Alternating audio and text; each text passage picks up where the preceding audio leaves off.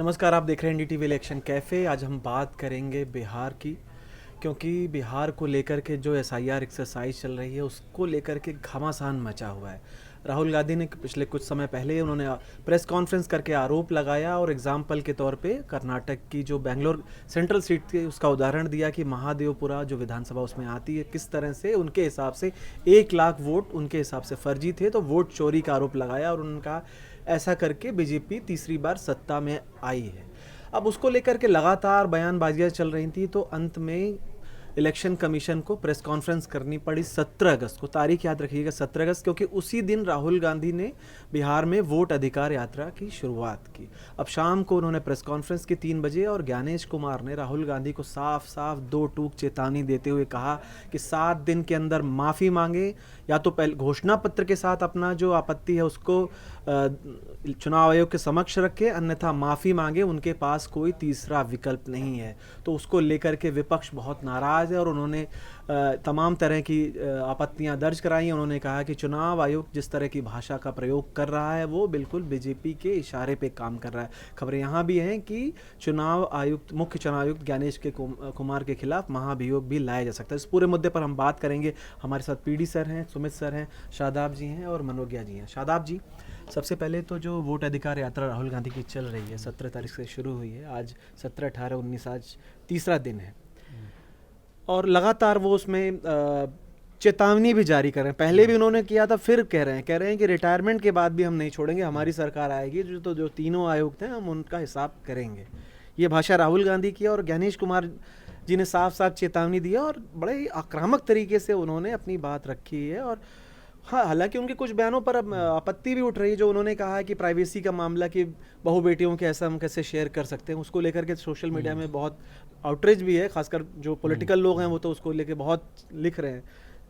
आपके हिसाब से ये पूरा विवाद अब क्या करवट लेते हुए दिख रहा है और कौन स्कोर कर पा रहा है? क्या राहुल गांधी और तेजस्वी की जोड़ी स्कोर कर पा रही है? बिहार में उनके मुद्दे को लेकर के समर्थन सड़क पर दिख रहा है, या चुनाव आयोग के प्रेस कॉन्फ्रेंस के बाद और जिस तरह से अब बीजेपी हमलावर है, मोर्चा थमाया हुआ है, अब चीज़ें बदल रही हैं? देखिए, चीज़ें अब बदल गई हैं। देखिए, अब सिर्फ ये एक इश्यू था, अब ये एक बड़ा पॉलिटिकल मुद्दा बन गया है। और अब देखिए, ये अगला जो बिहार चुनाव का एजेंडा है या आने वाले चुनाव का जो एजेंडा है वो सेट हो गया है। देखिए, अब बात सिर्फ चुनाव आयुक्त और राहुल गांधी के बीच की नहीं है। ये अब फैक्ट क्या है, अब वो फैक्ट गुम हो गया है। अब ये पूरी सीधे तौर पे एक राजनीतिक लड़ाई बन गई है। देखिए, राहुल गांधी की आपने यात्रा की बात की, उन्होंने 17 से शुरू किया, 31 तक उनकी यात्रा चलेगी और 1 तारीख को पटना में एक बड़ी रैली करेंगे। जो सारा अपोजिशन है उस बड़ी रैली में आएगा और वहाँ पे वो रैली इलेक्शन कमीशन के खिलाफ ही हो रही है। बीजेपी और इलेक्शन कमीशन के खिलाफ वो रैली हो रही है। मुद्दा ये वोट चोरी का है। हाँ, देखिए, राहुल गांधी का अगर आप ये 17 से लेके आज तक के भाषणों को सुने तो वो बार बार कार्रवाई करने की बात कह रहे हैं कि हम जब सत्ता में आएंगे तो सारे जो ये इलेक्शन कमिश्नर हैं, जो तीनों लोग हैं, इनके खिलाफ कार्रवाई करेंगे। और वोट चोरी की बात वो उठा रहे हैं कि वोट चोरी वो कर रहे हैं, भाजपा के इशारे पे कर रहे हैं। सीधा आरोप उनका भाजपा पे है, सरकार के ऊपर है। देखिए, ज्ञानेश कुमार ने तो बहुत लंबी चौड़ी एक प्रेस कॉन्फ्रेंस की, उन्होंने सारे बातों का जवाब दिया, लेकिन देखिए उस जवाब के बाद वो विवाद बढ़ गया है। जैसा आपने एक बुरखे वाली बात वो कही कि भाई उसमें प्राइवेसी का हनन हो रहा है। उनकी एक बात पे और भी काफ़ी विवाद हो रहा है, जिसमें उन्होंने कहा कि वो इसलिए नाम वो डिलीट नहीं कर रहे हैं मिलते जुलते लोगों के, ताकि ऐसा ना हो किसी गलत व्यक्ति का नाम डिलीट हो जाए। तो उसमें लोग सवाल खड़े कर रहे हैं कि भाई फादर का नाम तो अलग होगा। अगर मान लिया कोई एक व्यक्ति एक नाम के, अगर सपोज़ कि आप 10,000 व्यक्ति हैं, 5,000 व्यक्ति हैं, तो ऐसा तो हो नहीं सकता कि 5,000 व्यक्ति के पिताजी का नाम भी एक ही हो सकता है 2-4 का नाम एक हो सकता है। तो उनके जो तमाम लॉजिक थे उस पर सवाल खड़े हो रहे हैं। अभी आगे उस बहस में चर्चा भी होगी। देखिए, दूसरी बात ये कि अपोजिशन वर्सेस इलेक्शन कमीशन पूरी तरीके से हो गया है। मैं आपको और बताऊं कि जो अपोजिशन की मीटिंग हुई थी कल, वो बैठक हुई थी, उसमें इनको हटाने पे भी चर्चा हुई। देखिए, कि संसद में एक प्रस्ताव लाकर इनको रिमूव किया जाए, महाभियोग कहें ज्ञानेश कुमार को, या आप उनको रिमूवल कहें, जो भी कहें। देखिए, उसकी प्रक्रिया वैसी होती है जैसे किसी आप न्यायाधीश को हटाते हैं। वो सांसदों के बहुमत से उनको हटाया जाता है। हालांकि ये पॉसिबल तो नहीं है, चूँकि एनडीए की सरकार चल रही है, उनके पास बहुमत है, लेकिन एक सिंबॉलिक प्रस्ताव आ सकता है अभी। हालांकि मैं आपको बताऊं कि इस पर फैसला नहीं हुआ है। दूसरी बात यह है कि देखिए, अखिलेश यादव का भी जिक्र करना आज ज़रूरी है, क्योंकि अखिलेश यादव ने भी कल संसद में वो एक्नॉलेजमेंट बांटा जो कि उनको इलेक्शन कमीशन की तरफ से दिया गया था। वो पत्रकारों को खोज के दे रहे थे और कह रहे थे कि इलेक्शन कमीशन जो ये कहता है 18,000 नाम काटे गए थे। उनका आरोप है कि एक विधानसभा के चुनाव में 18,000 नाम काटे गए, और वो नाम काटे गए यादव और मुस्लिम वोटर के। उन्होंने इलेक्शन कमीशन को कहा, तो उन्होंने कहा कि आप एक हल्फनामा दीजिए, तो उन्होंने नाम सहित एक हल्फनामा दिया इलेक्शन कमीशन में, जहाँ से इलेक्शन कमीशन से उनको एक रिसिप्ट भी मिली। लेकिन मुझे लगता है इलेक्शन कमीशन भी शायद उसको कुछ कह रहा है कि वो हल्फनामा नहीं था, कुछ सिर्फ एक उन्होंने एक पेपर दिया था, कुछ विवाद है, तो अखिलेश यादव भी कल बांट रहे थे। तो आप कह सकते हैं कि ये जो पूरा मामला है, इसने अब एक राजनीतिक मोड़ ले लिया है। और राहुल गांधी जिस तरीके से हमलावर हैं इलेक्शन कमीशन के ऊपर, और बीजेपी जिस तरीके से बचाव कर रही है इलेक्शन कमीशन के का, तो साफ है कि अब इसमें जो सच है वो गुम हो गया है। किसके नाम कटे, क्या कटे, जो असली मुद्दा था वो कहीं गायब हो गया है। सुमित सर, राहुल गांधी ने पहले आरोप लगाया, बाद में अनुराग ठाकुर ने मोर्चा संभाला, और उन्होंने जो है रायबरेली और कुछ अलग अलग कॉन्स्टिट्यूंसीज में बता दिया संदिग्ध वोटर का उन्होंने नाम बताया, उन्होंने आंकड़ा दिया। अब कांग्रेस कह रही है कि हमें तो एक विधानसभा का एनालिसिस करने में 6 महीने लगे, इनको फटाफट कहाँ से, क्या इनको चुनाव आयोग ने मशीन रीडेबल कोई इनको डॉक्यूमेंट सबमिट किया था, और राहुल गांधी को तो उसी दिन नोटिस मिल गया प्रेस कॉन्फ्रेंस, चलती प्रेस कॉन्फ्रेंस के बीच में, तो अनुराग ठाकुर को अभी तक नोटिस क्यों नहीं मिला, ये बार बार कांग्रेस पूछ रही है। क्या चुनाव आयोग को इस मामले में भी, और ये सवाल उठे भी थे प्रेस कॉन्फ्रेंस में, कई सवालों के जवाब मिले, कई के नहीं मिले, तो ये विवाद कहाँ जाता हुआ दिख रहा है, और क्या इसको जनता के बीच में इसको लेकर के मुद्दा बनेगा जनता, या सिर्फ ये मीडिया या संसद और भाषणों का मुद्दा रह गया? आप सियासी सवाल कर रहे हैं। हम में से कोई भी व्यक्ति सियासी व्यक्ति नहीं है, किसी पॉलिटिकल पार्टी को रिप्रेजेंट नहीं करता है, भले ही किसी को भी वोट करता हो, वो सबका अलग बात है। मुद्दा बहुत बड़ा है पूर्णेंदु। देश की 2 सबसे बड़ी पार्टी, 2 सबसे पुरानी पार्टी, वो देश के एम्पायर को कह रही हैं कि ये ख़राब है। जो चुनाव कराता है एम्पायर, उसको कह रही हैं कि एम्पायर भ्रष्ट है, एम्पायर मिला हुआ है। दोनों पार्टियां, बीजेपी भी कह रही है, कांग्रेस भी कह रही है। बीजेपी कैसे कह रही है? क्यों? अनुराग ठाकुर की पीसी क्या थी? आप ही ने कहा, अभी आप ही के शब्द पकड़े मैंने। अनुराग ठाकुर ने 5 कॉन्स्टिट्यूंसी गिनाई, डायमंड हार्बर, रायबरेली, वायनाड, ये सब वो सीटें हैं जो इंडिया ब्लॉक के नेताओं ने जीती हैं। राहुल गांधी, प्रियंका गांधी, अभिषेक बनर्जी। अभी मध्य प्रदेश के जो एक नेता का भी बयान वायरल है, वो ठीक है, मैं उस पर कमरे में 1100 वोट। आप इस तरह की बात मत करिए यहाँ पे। ये कोई छोटा मोटी चीज़ बात नहीं कर रहे हैं, बहुत गंभीर मुद्दे पे बात कर रहे हैं। जनार्दन मिश्रा सांसद हैं रीवा के, मैं जानता हूँ उनका बयान क्या आया। मैं ये कहना चाह रहा हूँ कि मामला बहुत गंभीर हो गया है। आज़ादी के, हम अभी 15 अगस्त मनाया हमने, हम आज़ादी के 77वां साल, 79वां 79th ईयर बना रहे हैं इंडिपेंडेंस का, और हमारे देश की 2 सबसे बड़ी पार्टियां जो सबसे अधिक रसूख रखती हैं इस देश पे, सबसे अधिक वक्त तक जिन्होंने शासन किया, वो कह रही हैं कि जो एम्पायर है वो करप्ट है। वो कह रही हैं वो चुनाव आयोग ठीक ही काम नहीं करता है। जब हम थे तो उनके लिए काम करता था, जब वो आए तो उनके लिए काम करता है। इतने गंभीर इल्ज़ाम लगे हैं, इतने गंभीर, इतने संजीदा इल्ज़ाम लगे हैं चुनाव आयोग पर, आज तक नहीं लगे थे। मेरी चिंता इस बात की कि दोनों तरफ से लग रहे हैं। राहुल गांधी ने कहा कि हमने 6 महीने की मेहनत करके लगाया, जो आपने कहा। अनुराग ठाकुर ने 6 दिन में दिखा दिया कि भाई कैसे आ गया। वो पॉलिटिकल बहस चलेगी दोनों के बीच में, पर मामला उससे कहीं गुना गंभीर हो गया है कि देश के चुनाव आयोग पर, जिसकी हम मिसालें देते हैं कि दुनिया की सबसे बड़ी लोकतांत्रिक ताकत है हम लोग, सबसे बड़ा लोकतंत्र मूल हमारे देश के चुनाव आयोग जाकर दुनिया के देशों में चुनाव कराता है, उनको सिखाता है कि लोकतंत्र प्रक्रिया क्या होती है। उसके नेता, उसके अधिकारियों पर, उसके लीडरशिप पर सवाल खड़े हुए हैं। ऐसे में हम ये बातचीत कर रहे हैं आज, ऐसे में ये चर्चा चल रही है, ऐसे में ये मंथन चल रहा है। चुनाव आयोग ने प्रेस कॉन्फ्रेंस की। पहली बात, मुझे लगता है कि उनको प्रेस कॉन्फ्रेंस करने की ज़रूरत नहीं थी। वो एक संवैधानिक संस्था है, सुप्रीम कोर्ट में मामला चल रहा है SIR को लेके, जो भी सवाल जवाब है सुप्रीम कोर्ट किसी के पक्ष में फैसला देगा। एम्पायर नहीं आता अपनी सफाई देने के लिए। थर्ड एम्पायर हो या एम्पायर हो, किसी भी क्रिकेट मैच देख लीजिए, हॉकी का मैच देख लीजिए, फुटबॉल का मैच देख लीजिए, कभी अपनी रीजनिंग नहीं देता है कि वो क्यों आउट कर रहा है। उसको एक कॉपी बुक दी गई है जिसमें नियम कायदे लिखे गए हैं, उस नियम कायदे के मुताबिक वो मैच को कराता है। मैच की उनका किसी के कहना है फेवर में कि जा सकता। मतदाताओं को चोर बोला जा रहा है, भ्रष्ट बताया जा रहा है, गलत बोला इसलिए है। हमें खड़ा मैं होना इसीलिए ज्ञानेश कुमार जी की बात पे पड़ा। हम उस पे जो है ज्ञानेश कुमार जी ने उस पूरी 80 मिनट की प्रेस कॉन्फ्रेंस में सबसे गलत बात जो की वो यही की कि मतदाताओं को चोर बताया गया। मतदाताओं को तो चोर कहीं नहीं बोला गया। चुनाव आयोग की मंशा पर सवाल खड़े किया राहुल गांधी ने कि चुनाव आयोग जो है वो मिला हुआ शकुन है। रानी का एग्जांपल दिया ना कि उन्होंने 2 जगह वोट तो डाला। मतदाता नहीं हो सकता ना, मतदाता के शब्द नहीं थे, राहुल गांधी के शब्द थे कि चुनाव आयोग करप्ट है। शगुन रानी की जो फोटो आई उसको लेकर जो बातें की गई, वो शगुन रानी को नहीं कह रहे थे राहुल गांधी की शगुन रानी जाके उन्होंने जाके वोट डाल दिया चुपचाप। वो चुनाव आयोग ने कैसे उन्होंने वोट डाल दिया 2 जगह पर, या 2 जगह पर उनका कार्ड कैसे बना, ये तो चुनाव आयोग समझाएगा ना। अगर मैं इस दफ्तर में आता हूँ तो मेरा एक आई कार्ड है ना, मैं 4 आई कार्ड लेके नहीं आ सकता ना। मैं 4 दफ्तर में काम करता हूँ, यहाँ काम नहीं कर सकता ना, हम मून लाइटिंग नहीं कर सकते ना। तो भाई ये चुनाव आयोग का काम है, आपको इसीलिए वहाँ बिठाया गया है। यही आपका काम ही क्या है? आप पूरे साल भर बैठ के, ज़िंदगी भर बैठ के जो उसमें आयोग में काम करता है सिर्फ चुनाव कराता है, चाहे राज्यों के कराए चाहे लोकसभा के कराए, उसी की तैयारी करना है, उसी की मतदाता सूची बनानी है। अगर आप उस पर भी सवाल खड़े हो रहे हैं तो आपने उस पूरी डिबेट को एक तरीके से ये सीसी से मैं एक्सपेक्ट नहीं कर रहा था। ये मेरी सबसे अधिक नाराज़गी इस बात को लेकर है। दूसरी बात, अगर आप निष्पक्ष हैं, अगर आप इंडिपेंडेंट एम्पायर हैं, अगर आप न्यूट्रल हैं, तो आपको जो अनुराग ठाकुर ने बातें बोली उनका जवाब भी देना चाहिए था। मैं इसमें पार्टी नहीं बनना चाहता हूँ, पर आपने नाम लिए बगैर राहुल गांधी पे हमले किए, लेकिन अनुराग ठाकुर ने जो बातें कहीं उस पर आपने क्यों जवाब नहीं दिया? उस पर सवाल भी पूछे गए काउंटर, जब उनकी प्रेस कॉन्फ्रेंस खत्म हुई, जब पत्रकारों के सवाल थे तो वो सवाल ही पूछे गए, उसके जवाब नहीं दिए गए। तो आप जब न्यूट्रल एम्पायर हैं, आपकी प्रतिष्ठा दांव पर लगी है बॉस। कल से चुनाव प्रक्रिया पर सवाल खड़े होने शुरू हो जाएंगे।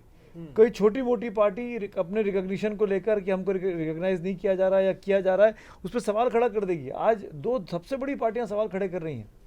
ऐसे में उस संस्था की एक इंटीग्रिटी होती है कि नहीं होती है? तो ज्ञानेश जी के पास एक बहुत अच्छा मौका था इन तमाम सवालों के जवाब देने का। अगर आप, मैंने इसीलिए कहा कि पहले तो प्रेस कॉन्फ्रेंस नहीं करनी चाहिए थी। अगर आप प्रेस कॉन्फ्रेंस करने बैठ रहे थे और इतना टाइम था आपके पास, संडे की दोपहर थी, आप 1.25 घंटे बैठे रहे, 80-85 मिनट की प्रेस कॉन्फ्रेंस है, तो आपको हर मुद्दे पे जवाब देना चाहिए था। जो राहुल गांधी ने उठाया वो, और जो ज्ञानेश कुमार ने उठाया, क्योंकि जो अनुराग ठाकुर ने उठाया, अनुराग ठाकुर ने भी वही साइकिल के वही टाइम पीरियड की बात की, 24 के चुनाव की बात की।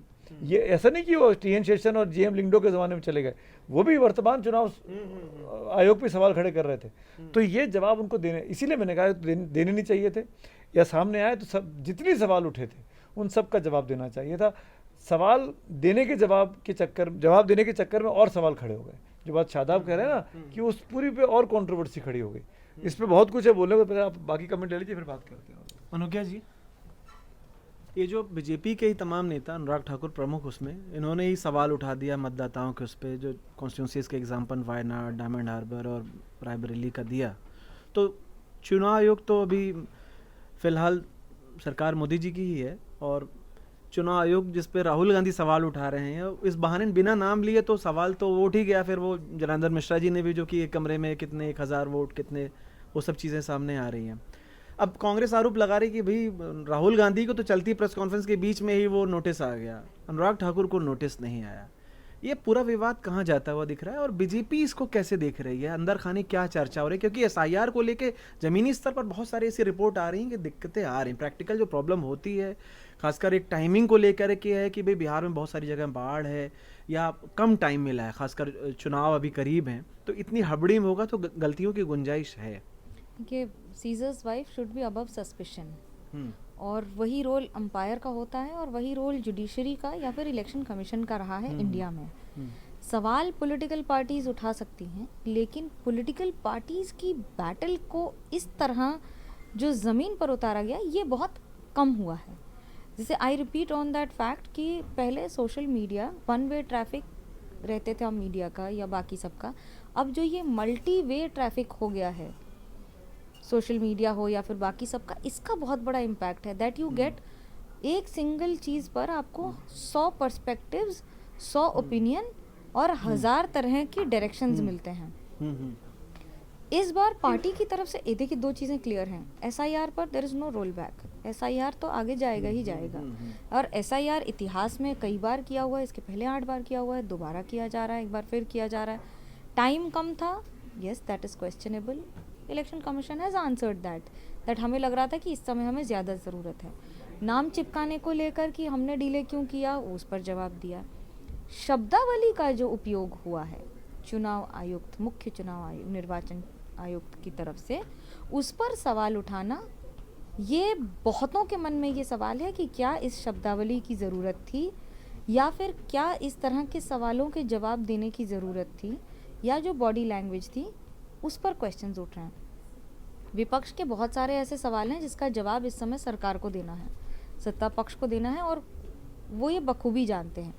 मुद्दा किस तरफ जा रहा है, well I would say it is too early to say, because Bihar election पहला सेमीफाइनल होगा बताने के लिए कि SIR पर जनता का क्या रिएक्शन है।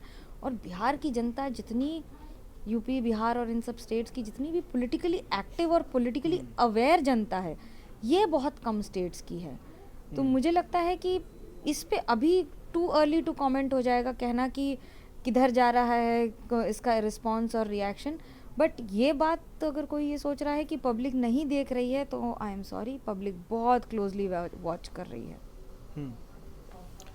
PD सर, मैं आज जहाँ शेविंग करा रहा था ऑफिस आने से पहले, तो वो भैया जो थे वो बिहार से थे। तो ऐसे ही मैं उनसे चर्चा करने लगा कि आप SIR एक्सरसाइज में आपने क्या फॉर्म वॉर्म भरा, तो उन्होंने कहा, मैंने कहा आप गए थे, तो उन्होंने कहा नहीं मैं गया नहीं था, अपने बच्चे को बोल दिया। तो मैंने कहा आपने चेक किया आया कि नहीं, क्या पता नहीं आया कि नहीं आया, मतलब बच्चे को बोल दिया था। मैंने कहा डॉक्यूमेंट वगैरह सबमिट करना, कहा वो मेरे बेटे ने किया होगा तो ठीक है, अब पता नहीं हुआ नहीं हुआ क्या हो, मतलब उन अवेयर नहीं थे कि उनका नाम है कि नहीं, वो सर्च करके देख सकें कि नहीं। तो वो सारी दिक्कतें थी, और बातों बातों में वो चर्चा की, वही वो आकर के, वो भी उनकी अपनी शॉप नहीं थी, जो वो किसी के मातहत काम कर रहे थे, और उसी शॉप में ही वो रात में वहाँ सोते हैं, वैसे ही करके सेविंग करते हैं अपने। उनके बच्चा उनका पढ़ता है दरभंगा में, और गांव में उनका घर है, वो रेंट पे लेकर के। उनका कहना है कि बिहार में अगर कुछ होता तो हम ये छोटे छोटे काम के लिए इतना दूर नहीं आते। तो दो बातें हो गई। पहली बात तो वो कि SIR एक्सरसाइज ठीक है, उन्होंने अपने बच्चे के हवाले, जो पढ़ रहा है अभी शायद BA first year second year में वहाँ पे है, उसके हवाले छोड़ दिया, अपडेट भी नहीं किया है। हालांकि वो कह रहे थे वोट डालने में ज़रूर जाऊँगा, ये बात थी उनकी। तो ये बहुत सारे लोग बिहार से प्रवासी मजदूर के तौर पर बाहर जाते हैं, एक आपत्तियां उठी विपक्ष की तरफ से कि उनमें बहुत सारे लोगों का नाम रह जाएगा। और ये देखिए 65 लाख नाम भी जो ऐड हुए हैं बाद में, वो चुनाव आयोग की वेबसाइट पर आए हैं, वो मतलब नहीं, जो जारी हुए, ऐड का मतलब जो डिलीट हुए हैं, बाद में वेबसाइट पे नाम लिस्ट जो जारी हुई है, ठीक है वो मैं शब्द सुधारता हूँ, सुप्रीम कोर्ट के ऑर्डर के बाद आपको बताने कि 65 लाख नाम कौन से हैं, किस वजह से उनको काटे गए। तो ये जो पूरा विवाद है, आप उसको कैसे देखते हैं? असल में देखिए, इसमें जो चुनाव आयोग की भूमिका रही है शुरू से, वो अजीब ढंग से संदिग्ध रही है। किसी भी प्रक्रिया में न्याय की जो बुनियादी प्रतिज्ञा है, उसमें कहा जाता है कि 100 अपराधी भले छूट जाएं, किसी बेगुनाह को सजा नहीं मिलनी चाहिए। इस बुनियादी तर्क पे बहुत सारे लोगों को संदेह का लाभ देके छोड़ दिया जाता है। वोटिंग का जो मौलिक अधिकार है, मतदान हमारा मौलिक अधिकार है, किसी लोकतंत्र में एक भी नागरिक का वोट नहीं छूटना चाहिए। भले 2-4 मतलब बोगस जिसको हम कहते थे पहले, वो चले आए। ये एक बुनियादी समझ चुनाव आयोग में होनी चाहिए। इस मास एक्सक्लूशन का काम कि हम तो छांट देंगे जो ये 11 दस्तावेज नहीं देंगे, हम तो छांट देंगे जो फॉर्म नहीं भरेंगे, ये बड़ा अजीब है। ये आप आधार तो नहीं चलेगा, क्योंकि आधार फर्जी बनवा लेते हैं लोग। फर्जी कौन सा डॉक्यूमेंट नहीं बनता है, पासपोर्ट तक बन जाता है। लेकिन ऐसा मास एक्सक्लूशन कि हम आधार को खारिज कर देंगे, किसी को स्वीकार नहीं करेंगे, ये कुछ ज़्यादा शुद्धतावादी नज़रिया लोकतांत्रिक कतई नहीं है। दूसरा, ज्ञानेश कुमार की जिस प्रेस कॉन्फ्रेंस की आपने चर्चा की, वहाँ से सवालों के जवाब ठीक से मिले नहीं। देखिए, 2 अलग अलग सवाल थे। एक तो कर्नाटक वाला सवाल था, 1 लाख मतदाताओं का क्या हुआ। दूसरा सवाल बिहार में SIR पे था। पहले सवाल का जवाब भी गोलमोल रहा है कि हलफनामा दीजिए, हलफनामा दीजिए। नियम पे आप जाएंगे तो पता चलेगा कि हर वोटर के लिए अलग से आपको हलफनामा देना है। एक साथ आप सबका हलफनामा क्या देंगे, आप किसकी ओर से देंगे? कायदे से अगर इतना बड़ा इल्ज़ाम लगता है, तो जैसे सुओ मोटो अदालत बहुत सारी चीज़ें करती है, चुनाव आयोग को अपनी ओर से कहना चाहिए था, ठीक है हम जांच करेंगे क्या गड़बड़ हुई। देखिए, छोटी छोटी चीज़ों पे इस देश में जो इमरजेंसी लगी थी, वो किसी बड़े इशू पे नहीं लगी थी। और जो फैसला था जगमोहन सिन्हा जी का, जो justice Jagmohan Sinha Allahabad high court के थे, वो वोट के घपले पे ही था और उसके चलते इंदिरा गांधी का चुनाव उन्होंने रद्द कर दिया था, जिसके बाद घबराई हुई इंदिरा और उनको चुनाव लड़ने पे उनके पाबंदी लगा दी थी, जिसके बाद इमरजेंसी की प्रक्रिया शुरू हुई। बाल ठाकरे पे 8 साल पाबंदी लगी रही। खैर उनका तो नफरत वाले भाषण देने की उसमें लगा था, लेकिन मैं बोल रहा हूँ कि चुनाव की प्रक्रिया बड़ी संजीदा होती है, एक एक वोट मैटर करता है। और चुनाव आयोग ने एसआईआर की पूरी संवैधानिकता पे सवाल हो रहे हैं। स्पेशल इंटेंसिव रिवीजन की बात जो कानून है उसमें नहीं है। इंटेंसिव रिवीजन होते हैं, लगातार होते हैं, उसकी तारीखें भी पहले दिन याचिकाकर्ताओं की ओर से ये बात उनके वकीलों ने कही कि जो ऐसी रिवीजन होती है उसके लिए तारीख तय है, वो 1 जनवरी से, 1 अप्रैल से, 1 अक्टूबर से, 1 दिसंबर से, इन 4 तारीखों पे अब शुरू करते हैं। कोई प्रोसेस कहीं अपनाई नहीं गई, इन्होंने अचानक शुरू कर दिया। पूरे देश में करना था, बिहार से शुरू कर दिया क्योंकि वहाँ इलेक्शन जल्दी होने हैं, ये उनका कहना था। ज्ञानेश जी ने अपने प्रेस कॉन्फ्रेंस में जिस तरह का लहजा अख्तियार किया, देखिए कई बार आप गड़बड़ियाँ करते हैं तो देश के पीछे छुपने की कोशिश करते हैं कि सिर्फ आप ही को देश की फिक्र है और किसी को नहीं। चुनाव आयोग से माफ़ी मांगने की बात नहीं कही उन्होंने, देश से माफ़ी मांगे। सवाल चुनाव आयोग पे खड़ा कर रहा है, चुनाव आयोग इस देश से बड़ा नहीं हो गया है, वो चुनाव कराता है, लेकिन देश से राहुल गांधी माफ़ी मांगे। बहनों, माताओं, बहनों की बात राजनीतिक दल किया करते हैं, चुनाव आयोग कर रहा था। तो चुनाव आयोग की जो पूरी भूमिका है, अच्छा शुरू में मतलब चुनाव आयोग से कोई जवाब नहीं आया कहाँ से? बीजेपी के नेता चुनाव आयोग के प्रवक्ता बने रहे। आज चुनाव आयोग जब उतरा तो जैसे एक राजनीतिक दल की तरह उतरा। एक पार्टी को जो सुमित जी ने कहा, एक पार्टी को जवाब दे रहा है, दूसरे को जवाब नहीं दे रहा है। अब जो मूल मुद्दा है, जो आप बोल रहे हैं गड़बड़ा गया, जो शादाब ने कहा गड़बड़ा गया है, वो यही है कि भाई बिहार में 35 लाख वोटरों का क्या होगा, उस हजामत बनाने वाले का क्या होगा? 65 लाख जो 65 लाख में 22 लाख वो बता रहे हैं कि गुजर चुके हैं और कई लोग बाहर चले गए हैं। लेकिन 35-40 लाख ऐसे वोटर निकल आएंगे जिनके वोट हो सकता है चले जाएं। एक भी वोटर का वोट नहीं कहना चाहिए, कटना चाहिए। लोकतंत्र का, न्याय का बुनियादी सिद्धांत ये है। आप 35 लाख को एकाएक साफ कर दे रहे हैं। आप एक एक वोट की पड़ताल करते, आपने नाम जोड़ने से शुरुआत नहीं की, नाम काटने से शुरुआत की, और वो भी एक एक चेक करके नहीं, एक साथ साफ कर दिया कि छोड़ो आधार को तो हम मान्यता नहीं देंगे, सबको गायब करो। तो ये बड़ा अजीब सा ट्रेंड है जो बताता है कि चुनाव आयोग ने अपनी प्रक्रिया ठीक से नहीं अपनाई। अब कार्रवाई का जो सवाल है वो इस प्रेस कॉन्फ्रेंस के बाद आया है। क्योंकि इस प्रेस कॉन्फ्रेंस ने बताया कि चुनाव आयोग न सिर्फ जवाब नहीं दे रहा है, बल्कि अपनी भूमिका को एक तरह की राजनीतिक भूमिका में बदल रहा है, जो इस देश की लोकतांत्रिक संस्थाओं के लिए बहुत अच्छी बात नहीं है। हम लोग लगातार, लोकतंत्र सिर्फ वोटतंत्र नहीं होता है, वो सिर्फ चुनावी राजनीति से तय नहीं होता है। हमने राज्यसभा बनाई, हमने अगर सुप्रीम कोर्ट बनाया, हमने चुनाव आयोग बनाया, तो इसीलिए बनाया कि अलग अलग लेयर्स हैं जो सिर्फ चुन कर आने वाले नेता को एकमात्र मतलब अधिकार सारे न दे दें, उन पे रोक लगे, उन पे अंकुश लगे, लोकतंत्र इससे मजबूत होता है। लेकिन जब कोई संस्था पार्टी की तरह काम करती दिखे तो डर लगता है कि इससे मतलब उसकी साख तो जा ही रही है, उस पूरी प्रक्रिया पे सवाल उठ रहे हैं जिससे इस देश के हुक्मरान चुने जाते हैं। तो चुनाव आयोग ने अपने आप को बड़ी अजीब पोजीशन में डाल लिया है, जो संदिग्ध पोजीशन है। और अगर इस आधार पे उन पे कोई एक्शन की बात करता है, राजनीतिक दल तो बयानबाजी खूब करते हैं, राहुल गांधी कुछ भी बोल सकते हैं। हम तमाम लोगों को जानते हैं कि जुमले कितने उछाले गए, किन किन ओर से उछाले गए। तो राजनीतिक दलों का मतलब जब तक वो संसद में नहीं आते हैं, जब तक वो किसी कार्यपालिका का हिस्सा नहीं बनते हैं, चुनावी मैदान में पता नहीं क्या क्या बोला जाता है, वो वोट रैली में हो सकता है। लेकिन असली लड़ाई अब राजनीतिक लड़ाई है। सवाल अब 35 लाख वोटों का नहीं है, 7.5 करोड़ वोटों का है। वो 7.5 करोड़ लोग क्या इस पूरी प्रक्रिया से सहमत हैं? क्या वो महसूस करते हैं कि वाकई अल्पसंख्यकों के, कमज़ोर लोगों के, जिनके पास बहुत सारे दस्तावेज नहीं होते हैं, गरीबों के, जो बाहर जाके रहने को मजबूर हैं, उनके वोट काटे जा रहे हैं। क्या ये राजनीतिक लहर ऐसी होगी जो सत्ता विरोधी बनेगी बिहार में? ये रैली असल में जो लगातार चल रही है 31 तारीख तक, ये कोशिश उसी इशू को एक अपने पक्ष में की राजनीति में बदलने की है। शादाब जी, ये बताइए कि चुनाव आयोग जो कह रहा है कि भाई भारत का नागरिक ही एमपी एमएलए बन सकता है और भारत का नागरिक ही वोटर भी हो सकता है, उसको चुनने का भी अधिकार भारत के ही नागरिक को है। तो प्रिंसिपली आप देखें तो ये बात तो बहुत सही है कि भाई आपकी जो वोटर लिस्ट है वो साफ़ सुथरी होनी चाहिए, उसमें कोई बोगस वोटर नहीं होना चाहिए, उसमें डुप्लीकेट वोटर नहीं होना चाहिए, उसमें जो माइग्रेट कर गए हैं और कहीं और जाके शिफ्ट हो गए हैं वो नहीं होने चाहिए, उसमें जो जिनकी डेथ हो गई है पिछले कुछ सालों में उनका नाम उस लिस्ट से गायब हो जाना चाहिए। और प्रिंसिपली आप देखें तो भाई आपको तो चेक भी करना पड़ेगा कि आप यहाँ के निवासी हो या नहीं हो, आप भारत के नागरिक हो या नहीं हो, तो इसमें ऐसा गलत तो है नहीं।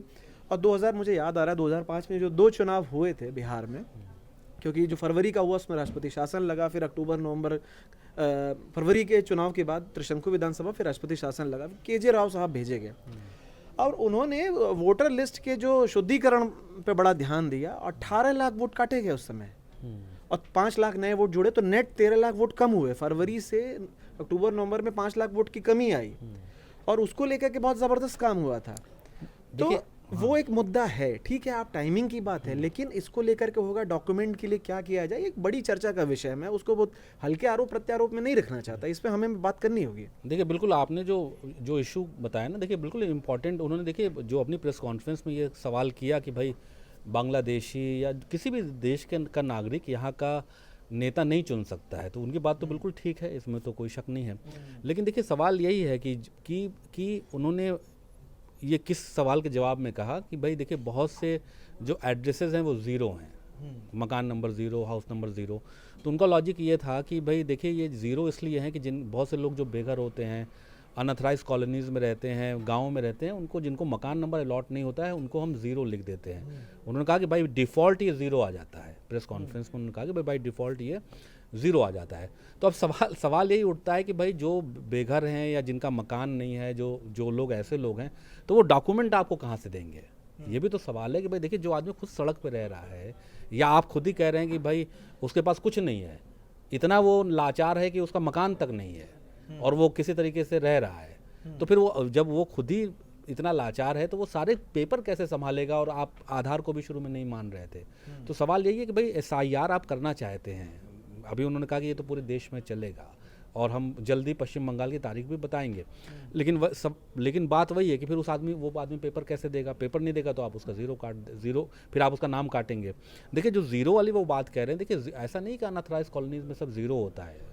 दिल्ली की जो है 30% आबादी अनऑथराइज कॉलोनी, वो कह रहे थे फ्लाईओवर के नीचे कोई रहता है, तो वो उस पेपर वो क्या सारे 14 डॉक्यूमेंट 17 डॉक्यूमेंट अपने फाइल में लेके घूमता रहेगा जो फ्लाईओवर के नीचे रहता है।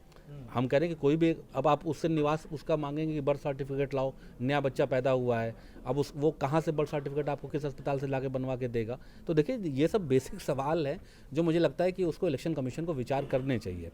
दूसरी बात यह है कि उनका जो लॉजिक CCTV ना देने का था, मुझे वो तो बड़ा ही अजीब लॉजिक था कि भाई बहू बेटी का जो है उनको क्या आप दिखेंगे और हम कैसे दे दें दूसरों की बहू बेटी को? भाई अरे भाई वो तो वोट डाल रहे हैं लोग, तो गर्व के साथ आप देखिए सोशल मीडिया भरा रहता है कि भाई हम वोट डाल के आए, तो उसमें देने में क्या एतराज़ है? दूसरी बात यह है कि देखिए आप तो इसको कवर करते हैं, इसको डेटा को 45 दिन तक तो दे सकते हैं ना, जो मुझे जानकारी है। अगर कोई आपत्ति होती है तो 45 दिन तक CCTV देते हैं कि नहीं देते हैं, आप बताइए। हाँ ठीक है। तो आप 45 दिन तक CCTV देते हैं तो फिर आप उसमें निजता का हनन नहीं होता है? भाई आप कहते हैं ना कि भाई इलेक्शन कमीशन ये कहता है कि अगर कोई चुनाव में गड़बड़ी है, आप हमको कैंडिडेट को राइट है तो कैंडिडेट को आप 45 दिन के अंदर देंगे, CCTV भी देंगे ना, तब निजता का हनन नहीं होगा CCTV का। और अब आप कहेंगे कि अब निजता का हनन हो रहा है। तो देखिए मुझे लगता है कि वो प्रेस कॉन्फ्रेंस उन्होंने जो की थी अपनी सफाई देने के लिए की थी। सुमित जी की बातों से मैं सहमत हूँ, लेकिन उससे ज़्यादा सवाल खड़े हो गए। मुझे लगता है कि वो ना करते तो ज़्यादा बेहतर रहता, कम से कम इलेक्शन कमीशन के हित में रहता कि वो प्रेस कॉन्फ्रेंस नहीं करते तो, क्योंकि जिस तरीके का वो जवाब लेके आए वो अगर आप बिल्कुल निष्पक्ष तरीके से देखें तो उनकी बहुत सी बात गले नहीं उतरती। जैसे हमने CCTV का कहा कि 45 दिन के अंदर तो वो देने को तैयार हैं, आज वो निजता के हनन की बात कर रहे हैं, तो भाई तो उस टाइम भी आपने नियम बनाया होता कि भाई हम 45 दिन में भी नहीं देंगे। दूसरी बात, वो सुप्रीम कोर्ट के निर्णय का एक हवाला ले रहे थे। वो कह रहे थे कि भाई सुप्रीम कोर्ट ये कहता है कि जो मशीन रीडेबल जो है हम उसको इसलिए नहीं दे सकते क्योंकि मान लिया सपोज के सुमित जी हैं, अब हम उसमें देख लें, अब हम सुमित जी का नाम जान गए, इनका घर का एड्रेस जान गए, इनका सब कुछ जान गए, तो वो निजता का हनन है। ऐसा उनका लॉजिक है कि भाई इलेक्शन कमीशन का ये लॉजिक है कि हम इसलिए नहीं देते हैं, मिसयूज हो सकता है उस डेटा का, मिसयूज हो सकता है। लेकिन देखिए, वो ठीक है कि जो उनका एक ये निजता के हनन की बात कर रहे हैं, अगर मिसयूज की बात कर रहे हैं तो, लेकिन जब वो सवाल खड़े हो रहे हैं जिन लोगों के ऊपर, तो उनका तो आपको फिर देना चाहिए, आप खुद जांच कराना चाहिए। और दूसरी बात की इलेक्शन कमीशन की तरफ से ये कहना कि भाई राहुल गांधी देश से माफ़ी मांगे, ये थोड़ा सा एक पॉलिटिकल बयान जैसा लगा कि उनको इस तरह के बयान से बचना चाहिए था कि वो देश से क्यों माफ़ी मांगेंगे, भाई वो तो आपसे सवाल कर रहे हैं, आप उसका जवाब दे दीजिए। तो हाँ, तो ये मुझे लगता है कि इलेक्शन कमीशन ने अपनी पीसी से कि एक सवाल खड़े किए, क्योंकि दोनों व्यक्ति चुनाव आयोग भी और राहुल गांधी भी दो इम्पोर्टेंट पोजीशन है, कॉन्स्टिट्यूशनल पोस्ट है। एक एलओपी है और एक चुनाव आयोग का मुखिया है जिसका काम चुनाव कराना है। अगर राहुल गांधी के मन में डाउट थे और राहुल गांधी ने उनको पॉलिटिकल एरिना में खींचा कि भाई आप बायस्ड होगा, मेरे साथ नहीं हो, आप मेरे विरोधियों के साथ हो, तो ये बहुत अच्छा होता है कि ज्ञानेश कुमार और उनके दोनों साथी संधू साहब और तीसरे व्यक्ति जो हैं, ये राहुल गांधी को बुलाते हैं कि आपकी क्या डाउट चाहिए, मिलकर हम बात करते हैं। अब बैठ के आमने सामने टेबल पे जो भी विपक्षी आपत्ति थी, सवाल जवाब थे, उस पर इत्मीनान से बात करना चाहिए था। अगर राहुल गांधी इसको पॉलिटिकल इशू बनाते और राहुल गांधी मिलने ही नहीं आते, राहुल गांधी मान लीजिए राहुल गांधी मिलने नहीं पहुंचते उनके कमरे तक, तो आप कि हम आपके घर आना चाहते हैं, आप अपने दफ्तर हमको बुलाइए, आप एलओपी है ना, हम तीनों आएंगे, आपको आपने महादेव क्या ना जो भी कॉन्स्टिट्यूंसी महादेवपुरा उसने हमें 5 तरीके बताए वोट चोरी के, हम उन वोट चोरी पे आपको सेटिस्फाई करते हैं आके, बजाय इसके कि आपने उसका इंतज़ार नहीं किया। फिर आपने जब प्रेस कॉन्फ्रेंस की तो आपने एक ही पक्ष के जवाब दिए। मुझे ऐसा लगता है कि इस पूरी पॉलिटिकिंग में हमारा इलेक्शन कमीशन जैसा जो इंस्टीट्यूशन है वो बहुत बदनाम हो गया, और वो भी कुछ व्यक्तियों की वजह से। हाँ, नहीं, मैं ये बोल रहा था कि ये ठीक है कि किसी भी विदेशी नागरिक को जो भारत का नागरिक नहीं है वोट देने का अधिकार बिल्कुल नहीं है, लेकिन नागरिकता तय करने का अधिकार चुनाव आयोग का काम नहीं है। नागरिकता गृह मंत्रालय तय करता है, बल्कि गृह मंत्रालय भी उस तरह तय नहीं करता। गृह मंत्रालय, हमारे घर कोई पैदा होता है और जन्मजात नागरिक हो जाता है, उसको किसी की मुहर नहीं चाहिए। अगर हिंदुस्तान में कोई शख्स पैदा होता है तो जब तक अपनी नागरिकता बदलता नहीं है तब तक हिंदुस्तान का नागरिक है। उसको अपनी ओर से साबित नहीं करना है कि मैं नागरिक नहीं हूँ। उसको जो दस्तावेज सुलभ कराने हैं वो सरकार का काम है, वो अलग अलग संस्थाओं का काम है। समस्या ये है कि चुनाव आयोग ने नागरिकता तय करने की भूमिका ओढ़ ली। उसकी दूसरी समस्या है कि जब नया वोटर बनाने की प्रक्रिया जो है उसका नियम आप देखिए, अगर कोई लड़का 18 साल का होता है वो चुनाव आयोग का फॉर्म निकालता है, भरता है, उसमें जो दस्तावेज है उसमें आधार कार्ड डालता है, वो वोटर बन जाता है। अब आप उसी आधार पे उसको खारिज करें कि नहीं तो आधार नहीं चलेगा। तो ये आपको ध्यान रखना चाहिए था कि आपका काम नागरिकता का निर्णय करना नहीं है लोगों की। नागरिकता के पक्ष में आपको ये साबित करना होगा कि नागरिक नहीं है। आपको बताना होगा कि इसके पास तो बांग्लादेश का पासपोर्ट है, इसकी नागरिकता तो पाकिस्तान की है, इसकी नागरिकता तो नेपाल की है। ये साबित करना आपका काम है। मेरा काम ये साबित करना नहीं है कि मैं भारत का नागरिक हूँ या नहीं हूँ, मैं हूँ, जन्मना हूँ। ये मूल बात है। सुमित सर, इसमें एक चीज़ मैं लेकिन मैं बोलूँ, फिर आप ले लूँगा सवाल आपका। चुनावी प्रक्रिया में जब भी चुनाव आयोग काम करता है, चाहे वो विधानसभा के चुनाव कराए चाहे लोकसभा के कराए, वो राज्य की मशीनरी के जरिए करता है। क्योंकि चुनाव आयोग में अपने तो 700-800 कर्मचारी हैं। इस देश की जहाँ पे 140 करोड़ की आबादी हो, जहाँ पे करीब 100 करोड़ मतदाता हों, उसमें चुनाव कराते वक्त में उनको राज्य सरकारों की मदद लेनी पड़ती है। उनके अधिकारियों के साथ मिलके पूरी प्रक्रिया, चाहे वो इलेक्टोरल रोल को बनाने की बात हो, चाहे अपडेशन की बात हो, चाहे उनके करेक्शन की बात हो, चाहे चुनावी प्रक्रिया में जानने की बात हो। इसीलिए चुनाव आयोग पर भरोसा है कि भाई आप इतनी अच्छी, आप हम फेडरल सिस्टम में रहते हैं, संघीय व्यवस्था में रहते हैं, जहाँ पर चुनाव आयोग दिल्ली में बैठा हुआ है, लेकिन जब वो जा रहा है बंगाल में चुनाव कराने के लिए, तो ममता बनर्जी जो कि उस पर आरोप लगाती है, उनकी पार्टी की सरकार के जो कर्मचारी हैं, उस राज्य के जो कर्मचारी हैं, उन्होंने पार्टी के तो नहीं करना चाहिए, राज्य के जो कर्मचारी हैं वो चुनाव प्रक्रिया में आपके भागीदार बन रहे हैं। एक एग्जाम्पल के तौर पर बात कर रहा हूँ। इसीलिए चुनाव आयोग की खूबसूरती को मानते हैं ना, इसीलिए हम अपने लोकतंत्र को हम बखान करते हैं कि हम इतना मजबूत हैं कि हमको कोई वो नहीं कर सकता।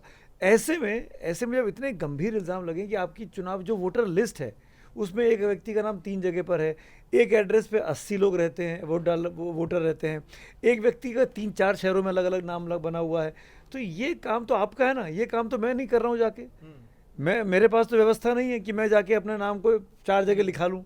भाई मेरी गलती ये हो सकती है कि मैं आज नोएडा में रहता हूँ तो यहाँ नाम लिखा लिया, कल मेरा ट्रांसफर चेन्नई हो गया तो मैंने चेन्नई में नाम लिखा लिया, यहाँ कटवाना भूल गया। ये मेरी गलती हो सकती है, ये मैं मानने को तैयार हूँ। और ऐसे जो केसेस हैं उनको आप पनिश करिए। और इनफैक्ट उन्होंने पीसी में कहा भी कि 3 लाख नाम थे, हमने उसको करेक्ट भी किया। हम जब आए उन्होंने 3 लाख नामों को बिल्कुल एक तरीके से जो डुप्लीकेशन वाले नाम थे उनको हमने हटा भी दिया। तो ये ऐसा, अब हम टेक्नोलॉजी के ज़माने में रह रहे हैं, एआई का ज़माना आ गया है। ऐसे सॉफ्टवेयर, ऐसे ऑपरेटर्स का इस्तेमाल क्यों नहीं हो सकता कि आपके जो आधार कार्ड हैं, आपका जो पासपोर्ट नंबर है, वो सीधे सीधे लिंक हो जाए आपके वोटर इपिक से? ये क्यों नहीं हो सकता कि एक व्यक्ति एक ही जगह पर है? अभी आप करा सकते हो लेकिन वो ऑप्शनल है। नहीं, आधार मैं कह कार्ड रहा को, हूँ, एपिक से। मैं कह रहा हूँ क्योंकि कि उसको लेके सुप्रीम कोर्ट में कि भी लोग अब ये टेक्नोलॉजी का इस्तेमाल प्राइवेसी वायलेशन करके हो जाएगा, कुछ मिसयूज हो जाएगा बहुत सारी जगहों पे आधार को करने के लिए, लेकिन सुप्रीम कोर्ट में केस भी तो है उसको लेके। आप बिल्कुल है केस उसको लेकर, लेकिन आप टेक्नोलॉजी का इस्तेमाल करके इस व्यवस्था को दुरुस्त और चुस्त कर सकते हैं ना। वो प्रयास क्यों नहीं हो रहा है?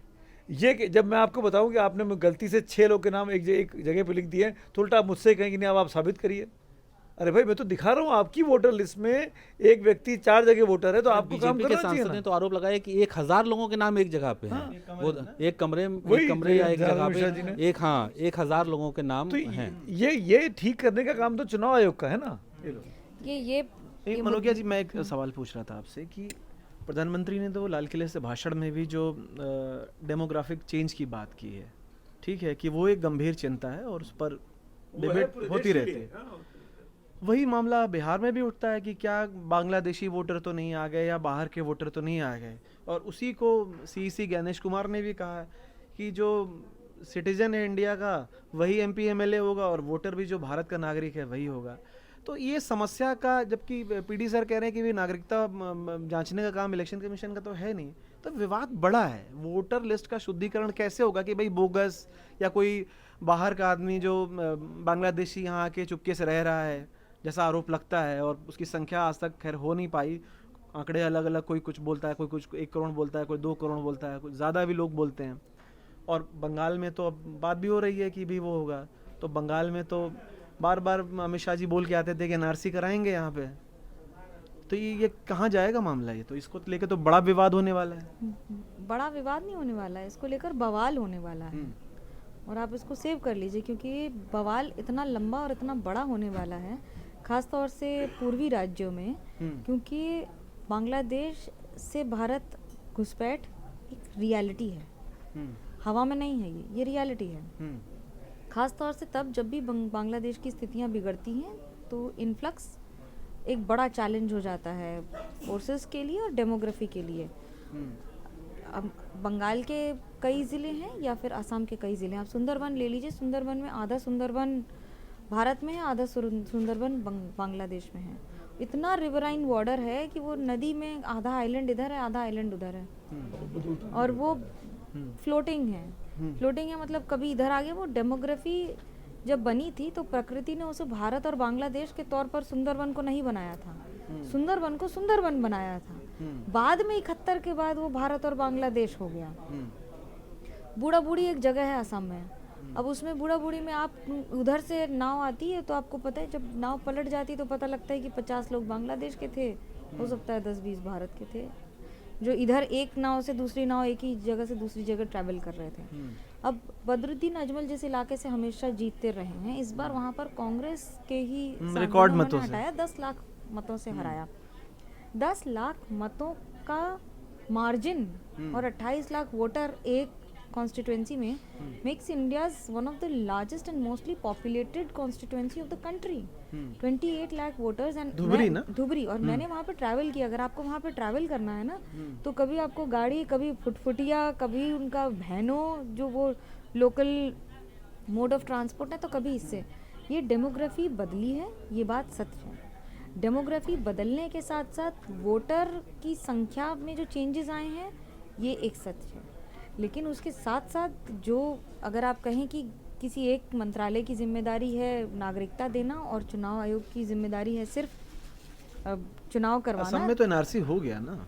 असम में उसके बाद 17 लाख से ज़्यादा वोट पर असर आया भी था, 19 लाख के आसपास था उसका आंकड़ा।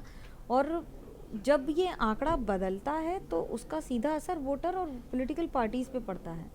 इसलिए चुनाव आयोग पे सवाल मतदाता से ज़्यादा पॉलिटिकल पार्टीज लगाती हैं। और मैं जो कह रही हूँ कि ये नहीं, बंगाल अभी- वाला थोड़ा सा और विस्तार से बताइए ना। बंगाल में क्योंकि ममता दी तो वहाँ बंगाल का तो आसान अब नहीं है फिर वहाँ जब मेरे पे। पास नोटिस आएंगे तो मैं आपका एड्रेस दे दूँ। अच्छा। नहीं, देखिए एक बात और है, जैसे इन्होंने मनोज्ञा जी ने आपने ढुबरी का जो उदाहरण दिया ना, फिर जब मेरे पास नोटिस आएंगे तो पूर्णेंदु शुक्ला जी का नंबर दे दूं मैं सबको, ये बता दीजिए। मैं दोबारा कह रही हूँ मुझे लगता है असम क्योंकि में वो 2021, 22, 15, 17 5 साल बाद भी बहुत काम कर रही है। मतलब प्रशासन मेरे ऊपर बहुत काम करता है फिर उस मामले में। अच्छा, चलिए आप बोलिए, कुछ बोलिए। देखिए मैं ये करता ना कि देखिए ये जो SIR की जो प्रक्रिया शुरू हुई है ना, जिसको वो पूरे देश में करना चाहते हैं, देखिए उसका एक तरीका ये हो सकता था कि जैसे बिहार का चुनाव रिसेंटली था, उन्होंने ये कहा भी कि भाई क्या हम जो प्रेस कॉन्फ्रेंस हुई मुख्य चुनाव आयुक्त की, उसमें उन्होंने कहा कि भाई क्या सबसे सही समय क्या है, अभी कराते कि चुनाव के बाद कराते, तो स्वाभाविक है कि पहले कराते। तो लेकिन कितना पहले कराते, सवाल ये है। हाँ, उनकी लॉजिक में ठीक है कि दम है कि भाई पहले ही होना चाहिए, बाद में क्यों होगा। हाँ, तो लेकिन उसमें कितना उसमें, पहले? उसमें देखिए एक ये हो सकता था कि चूंकि इतना कम समय था कि वो दूसरे किसी राज्य से भी शुरू कर सकते थे। आप समझिए, क्योंकि देखिए वो 2005 का या तमाम दूसरे सालों का उदाहरण देते हैं तो उस समय ये समझना होगा कि लंबी ड्यूरेशन में था, थोड़ा वक्त भी मिला था, बाढ़ का टाइम अभी चल रहा है, तो थोड़ा सा एक मेंटली प्रिपेयर होते लोग, कागज वागज अपना निकालते रखते। अचानक हुआ तो इस वजह से इतना बवाल हुआ।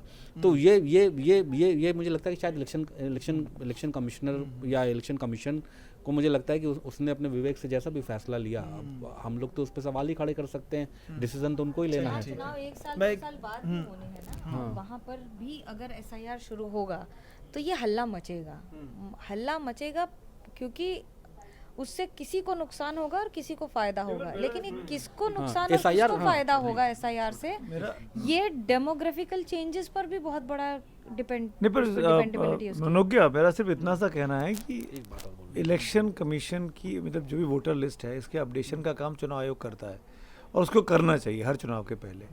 ये बहुत ज़रूरी भी है क्योंकि गलत आदमी का नाम ना आए और सही आदमी का नाम ना जाए। लेकिन अभी इस पूरी प्रक्रिया में 65 लाख लोगों के नाम हट गए, 22 लाख जिसमें मर गए, जिनकी मृत्यु हो गई है। कितने जुड़े हैं? क्या 24 के चुनाव के बाद से लेके बिहार में और 25 का विधानसभा चुनाव आने वाला है अगले 1-2 महीने बाद, 3 महीने बाद, कितने नए 18 साल से बड़े उम्र के वोटर जुड़े हैं? ये भी तो जानने का अधिकार है ना मुझे। सिर्फ डिलीशन हुआ है कि इसमें एडिशन भी हुआ है? लोकसभा में तो जो बिहार के कुल मतदाता थे, डेटा वो 7 करोड़ 72 लाख समथिंग था। 24 जून का जो ड्राफ्ट इनका रोल था, 24 जून वाला, वो 7 करोड़ 89 लाख था। तो ये तो एडिशन हुआ 7 करोड़ 72 से ये। लेकिन जो लोग जो नहीं, तो कितना आप जोड़ लीजिए, 7 करोड़ 72 से 7 करोड़ 89 कितना, 17 लाख के करीब हो गया। 17 लाख तो वोट 89 ओके, तो 17 लाख के करीब हुआ। लेकिन उसमें जो इन्होंने फिर रिवीजन जो किया उसमें पाया कि इतने मृतक हो गए। BLO जो घर घर जाके जांच कर रहे थे, इतने मृतक हो गए, इतने अपने एड्रेस पे नहीं मिले और इतने डुप्लीकेट वोटर इन्होंने किया। तो उस आधार पे 65 लाख कम होकर के फिर वो 7 करोड़ 24 लाख बचे हैं। अब उसमें भी क्या हुआ, पहले तो ये हुआ कि ठीक है आप फॉर्म लोगों ने जमा कर दिए, बहुत सारे लोगों ने डॉक्यूमेंट नहीं जमा किए। अब चिंता यह है कि जिन्होंने साथ में डॉक्यूमेंट नहीं जमा किए हैं उनको कैसे वेरीफाई करेंगे। हालांकि चुनाव आयोग बार बार सफाई दे रहा है कि बिना मौका दिए किसी का नाम ऐसे अब नहीं कटेगा जो ड्राफ्ट रोल से। लेकिन एक चिंता तो है कि अब उसमें से हो सकता है कई लोगों के पास एक भी डॉक्यूमेंट ना हो। ये बार बार ये चिंता जताई जा रही है। देखिए अब इसका रास्ता तो चुनाव आयोग को ही निकालना है भाई। चुनाव आयोग ही कोई रास्ता निकालेगा कि वही सबसे बड़ी बात, वही ये बात PD सर बोल रहे थे कि जो जेन्युइन वोटर है वो ऐसा ना हो कि डुप्लीकेसी के नाम में उसका नाम भी कट जाए। तो ये भाव नहीं जाना चाहिए कि भाई हो सकता है पूर्णेंदु नाम के 3 आदमी एक कॉन्स्टिट्यूंसी में रहते हैं, तो एक को हटाने का तो तीनों को हटा दिया, तो जो जेन्युइन है पूर्णेंदु वो उसका नाम भी कट गया।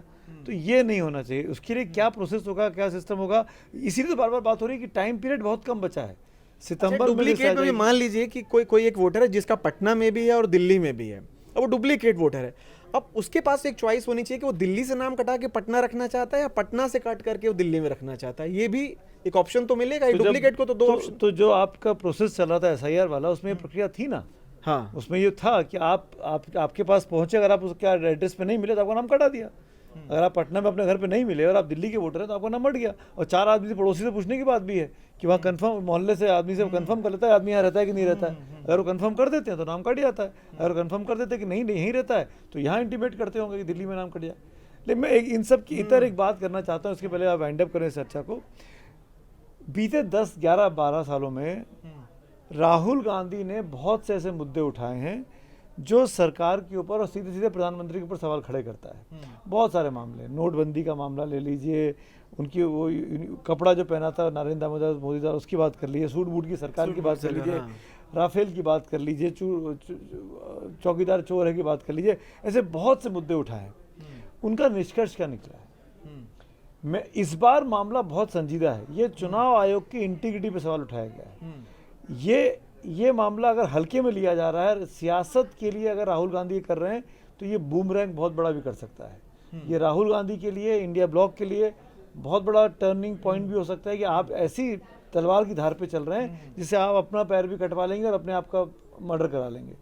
तो अगर ये मामला गंभीर नहीं है, अगर ये सिर्फ सियासत के लिए किया जा रहा है, तो राहुल गांधी को वाकई में देश से माफी मांगनी चाहिए। पीटी सर, आपकी एक बहुत ही छोटी सी टिप्पणी लूंगा, समय थोड़ा ज़्यादा हो गया है।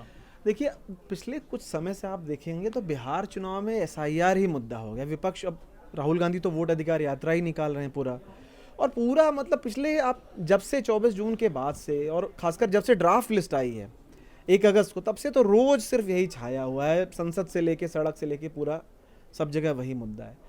अब जो सुबह मैंने एक एग्जांपल दिया कि ऑफिस आने से पहले जब मैं शेविंग कराने गया, जो हजामत करने वाले सज्जन थे, उन्होंने जो कहा कि हम अगर बिहार में भी कुछ होता तो हम ये छोटे काम के लिए यहाँ नहीं आते और हम वहीं पे कुछ करते। क्या इस तरह के जो बुनियादी मुद्दे हैं वो एसआईआर के मुद्दे पर दब गए हैं और उन पे बात नहीं हो रही है? नहीं, देखिए, सवाल असल में आपने तो जवाब संक्षेप मांगा, लेकिन सवाल बड़ा लंबा कर दिया। खैर, चर्चा थोड़ी लंबी हो रही है। नहीं, बात यह है कि जिसको आप एसआईआर का मुद्दा बता रहे हैं, असल में वो अगड़ा पिछड़ा गोलबंदी का ही मुद्दा है। क्योंकि जो वोट अधिकार रैली है उसके केंद्र में बात है, जो अखिलेश ने कह दी यूपी में कि ये किसके वोट कट रहे हैं। इनका क्लेम है कि ये गरीबों के, अल्पसंख्यकों के। ये क्लेम सच्चा है कि झूठा है मैं नहीं जानता हूँ, वो तो कागज से पता चलेगा। लेकिन बिहार में परसेप्शन बनाने की कोशिश है विपक्ष की, या उसका मानना है कि वोट कमज़ोर आदमी के, गरीब आदमी के कट रहे हैं, जो अमूमन उसकी जो जातीय पृष्ठभूमि पिछड़ी है, क्योंकि उसी के पास दस्तावेज नहीं है, उसी के पास कागज नहीं है, उसी के पास अब एक नया कह रहे हैं कि 12वां दस्तावेज आ गया है कि फैमिली ट्री। लेकिन पीडी सर ये समझिए, तो ये जो 12 दिन की पिछड़ा रैली वोट है, तो पिछले कई चुनावों से ऐसा तो है नहीं कि लालू जी को ही ज्यादा मिल रहा है। पिछड़ों में भी ज्यादातर जो आप देखिए जेडीयू बीजेपी गठबंधन जीत मिल रही है, उसमें वोट संख्या भी बढ़ा उसी है। में सेंधमारी की कोशिश है। ये जो जनाधिकार रैली है, वोट अधिकार रैली है, ये 15 दिन की क्यों चल रही है?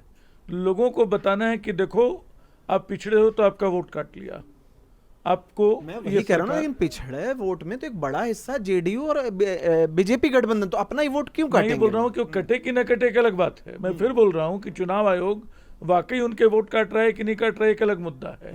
लेकिन आरजेडी और कांग्रेस ये परसेप्शन बनाने की कोशिश में है, या उनका ये मानना है कि उन्हीं के वोट कट रहे हैं। वो ये बता रहे हैं कि देखो, ये सरकार पिछड़ा विरोधी है, जिसको तुमने चुना उसने तुम्हारे साथ ये किया कि तुम्हारे लोगों के वोट काट दिए। ये वोट अधिकार रैली यही है। मैं अभी भी ये मानती हूँ कि बहुत सारे मुद्दे उठाना और मुद्दों को वोट में तब्दील करने में अभी भी बहुत पॉलिटिकल पार्टीज को आगे बहुत अग्रेसिवली कर, जैसे सुमित जी ने कहा कि अगर ये सिर्फ पॉलिटिकल स्टंट है इस तरह के सवाल उठाना और बात करना, क्योंकि टेक्निकली जैसे ही जुडिशरी के पास चीज़ें जाती हैं तो फिर तस्वीर बदल जाती है, और अगर वो तस्वीर बदली और नैरेटिव बदला तो वो सिर्फ बूमरैंग नहीं करेगा, फिर वो बहुत ज़्यादा नुकसान कर जाएगा। क्योंकि आप संवैधानिक पदों पर सवाल उठा सकते हैं लेकिन जब आपसे कहा जाए कि आप या तो एफिडेविट दीजिए, जिस पर अखिलेश यादव ने 2022 के एफिडेविट्स लाकर दे दिए कि हमने जो इतने सारे एफिडेविट दिए थे, हमें जवाब नहीं घोषणा पत्र मिला, दिए आरोप ये थे, लगाया। हमें उसके जवाब नहीं मिले हैं। उस पर अभी तक चुनाव आयोग की क्लैरिटी नहीं आई है कि उन्होंने इसके जवाब दिए हैं कि नहीं। लेकिन ये बात ज़रूर है कि इसका असर अभी आपको लग रहा है कि सिर्फ बिहार तक है, मैं मानती हूँ कि ये असर पूरे देश के हर चुनाव पर होगा। और विपक्ष और सत्ता पक्ष वेट कर रहा है कि इस पे पहले रिजल्ट आ जाए, उसके बाद बाकी सब पे होगा। हाँ, अभी तक जिन मुद्दों पर, जब आप पिछड़े वर्ग की बात करते हैं तो पिछड़े वर्ग पर जितना काम